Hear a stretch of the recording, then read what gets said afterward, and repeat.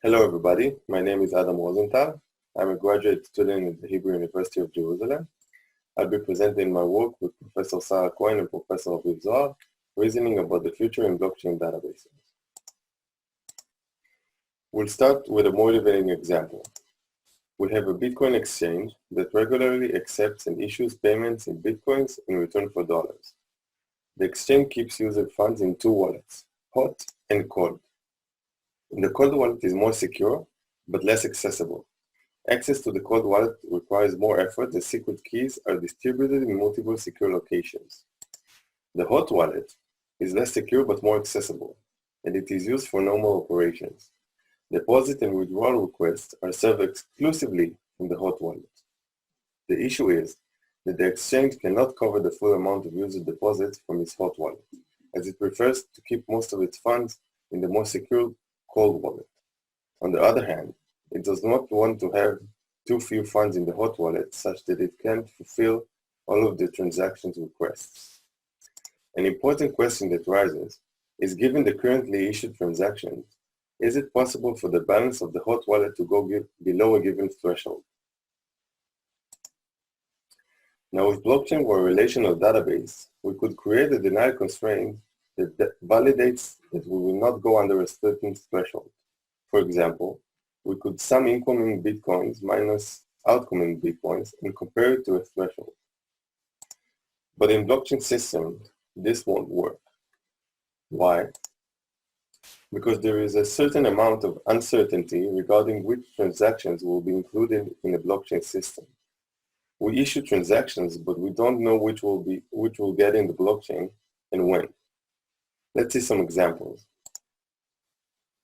If two transactions that we issued contradict each other, only one of them could get in the blockchain. Some of the issued transactions might not get in the blockchain at all due to low fees.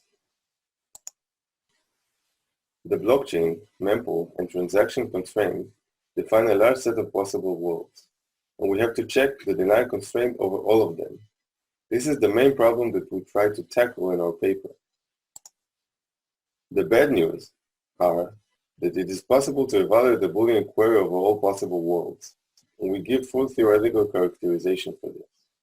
The good news are that in practice, we can often do this very efficiently, and we provide algorithms that run well in practice and show this through experimentation. And we'll start by showing an abstract model of a blockchain database. We're going to abstract away the implementation details of a blockchain system. So, blocks contain rows of transaction data, and the mempool contains rows of transaction data waiting to be appended to the next block. We can take away the blocks and look at the transaction data as a set of relations without the blocks. And we can look at the mempool data as a set of tuples waiting to be added to the main relations. Finally, we have a set of integrity constraints, which are the blockchain constraints, for which transactions are allowed to be added to the blockchain. Notice that the blockchain is an append-only system, so pending transactions are just rows waiting to be added. Let's look at a Bitcoin transaction example and see how it translates to inputs and outputs relations. In transaction 3, circled in blue, Alice would like to transfer 1 Bitcoin to Bob and 1 Bitcoin to Tom. She uses 2 inputs from past transactions and creates a transaction with outputs to users Bob and Tom. Tom can later on transfer this Bitcoin to Jane, and so on. Let's see what we mean by possible worlds. I will explain over the diagram, but the possible worlds will be expressed in practice by rows that exist or do not exist in the database. We have a blockchain database with 5 transactions in the mempool. Transactions 1 and 5 contradict each other, so we have a possible world where transaction 5 is not accepted to the blockchain.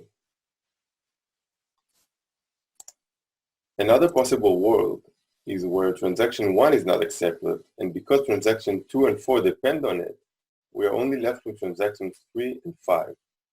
It is also possible both of them will not be accepted to the next block due to low fees, and in that case, only transaction 3 will be on this possible world.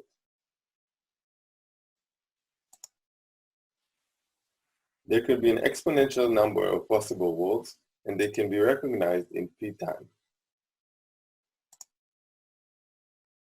We've defined our abstract model of a blockchain database. Let's look at the denial constraint satisfaction problem over this model. We're now given a blockchain database and a Boolean query. The denial constraint satisfaction problem is to determine whether a Boolean query evaluates to false over all possible worlds of a blockchain database. If we go back to a motivating example, the Bitcoin exchange would like to determine if the hot wallet has sufficient funds over all possible worlds. Complexity results of this problem depend on the class of queries and on the integrity constraints of the blockchain system. These are the complexity results, but actually these results are a little deceiving. We are working under data complexity. The p-time results depend on the fact that the query is of bounded size, and in practice, this can be very bad. On the other hand, the co-and p results are unfortunate, but in practice, things usually are not that bad. Let's look at our proposed algorithms for deciding denial constraint satisfaction problems. We assume all queries are monotonic, and we allow all of the integrity constraints, which is the co-and p case. In our algorithm, we use the functional dependency transaction graph, which is the graph of all transactions that contains an edge between two transactions that hold functional dependency constraints. For example, transaction 1 and transaction 5 contradict each other, so they don't share an edge. Instead of showing pseudocode, I will explain what the algorithm does. We use the functional dependency transaction graph to search for maximum possible worlds inside maximum cliques. Then, we evaluate the query on the maximum possible world and return false if it evaluates the truth. Every possible world is contained in a clique, but the opposite does not hold. Transaction 2, 3, 4, and 5 are a maximal clique, but they are not a maximal possible world, because without transactions 1 and 2, transaction 4 cannot be added to the blockchain. The maximal possible world within this maximal clique is transaction 3 and transaction 5. We can check only maximal possible worlds because we assume that the query is monotonic. Experimentation. We use 3 datasets containing Bitcoin transactions data of the first 100, 200, and 300,000 blocks. We use a small number of blocks as our mempool, and we add fake transactions in order to validate our algorithms in different situations. So let's see the results. Here, the x-axis represents the number of pending transactions in the mempool, and the y-axis represents the algorithm runtime. We are showing runtimes of the naive and optimized implementation of our algorithms. For the unsatisfied constraints, the algorithm needs to go over maximal possible worlds within maximal cliques, until in one of them, the query evaluates to true and the algorithm stops. We can see that it terminates quick, but it is dependent on the number of pending transactions. For the satisfied case, the algorithm terminates very quickly because we can stop looking if we know that the query evaluates to false when all of the mempool is taken into account. Here on the left, we have different query sizes, and on the right, we have different database sizes. We can see on the left that the query evaluation of different query sizes has minor effect.